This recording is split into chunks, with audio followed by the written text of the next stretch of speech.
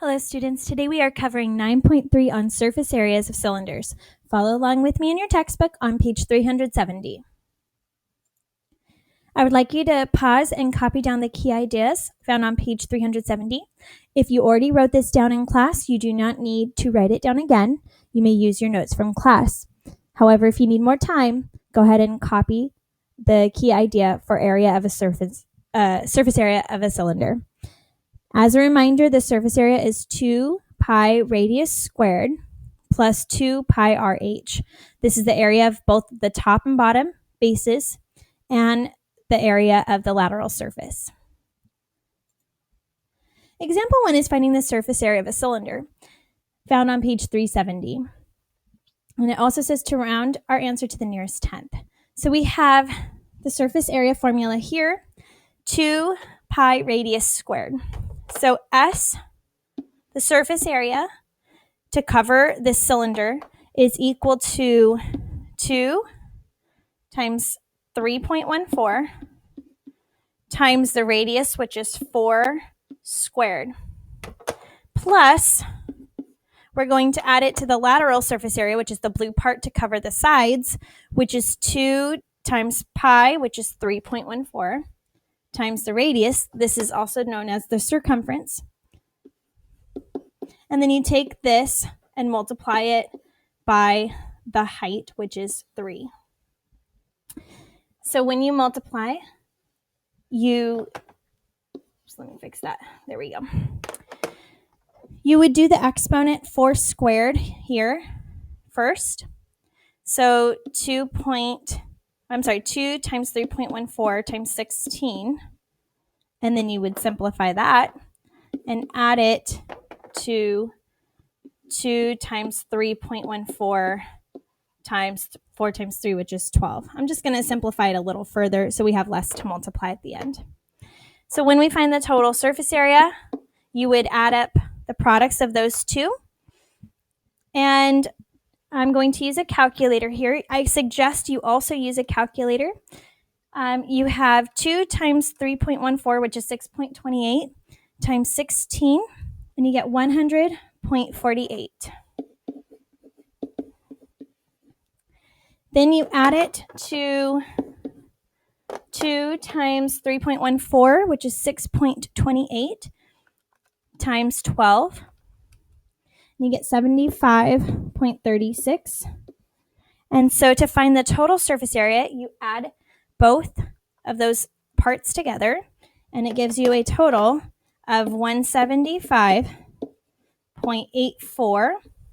Since it says to round to the nearest tenth, this would be approximately 175.8, and our units are in millimeters squared. Now, in your textbook, it uses pi. It leaves the pi symbol, and it multiplies the product times pi at the end. So anywhere you see 3.14, you can keep as a pi symbol here and here, which I will show you in the next example. So right now, I'd like you to try on your own numbers 1 and 2. Pause the video and work out these problems. Remember to show your work and to use the formula for surface area. Example 2 is finding surface area, found on page 371. And this time we just want to know how much paper is used to cover the label on this can of peas. So we are not finding the areas of the bases, the 2 circles on top and bottom. We are leaving those uncovered. So as a reminder, surface area would be circumference, 2 pi r, times the height.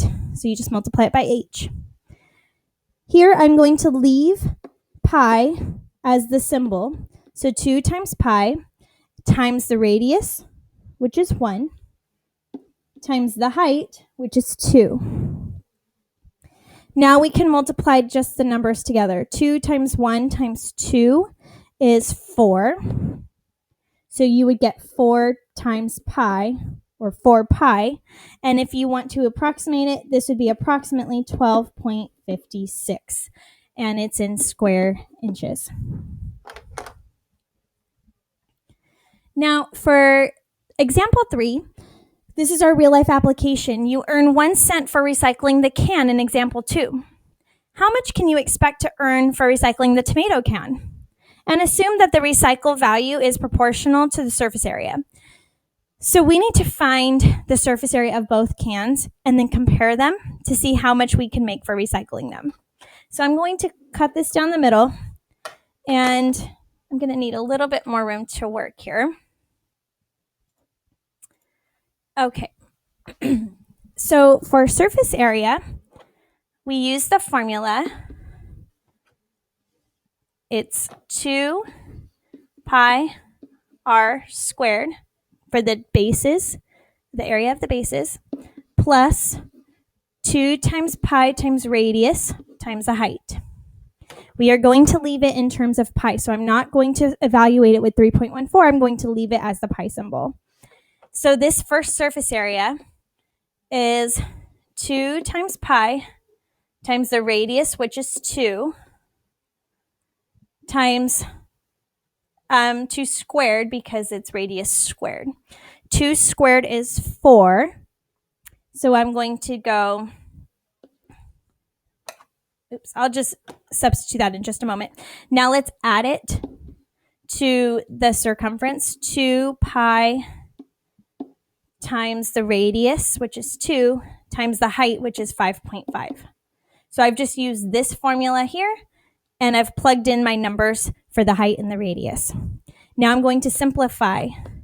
2 squared is 4. 4 times 2 is 8. So this is 8 pi plus, now 2 times 5.5 is 11, and 11 times 2 is 22 pi. Now, since pi and pi are the same, I can add 8 plus 22, and that gives me 30 times pi. And that I can leave as my answer for now.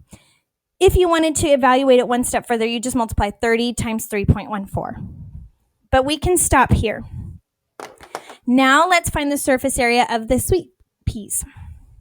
Surface area equals 2 pi times the radius times 1 squared plus 2 times pi times the radius of 1 times the height, which is 2. So let's simplify. 1 squared is 1. 1 times 2 is 2 pi plus 2 times 1 times 2 is 4. So that becomes 4 times pi. Now you can add the coefficients together. 2 plus 4 is 6. So our answer is 6 times pi. Or you could multiply it 6 times 3.14, but in this case, it's not necessary.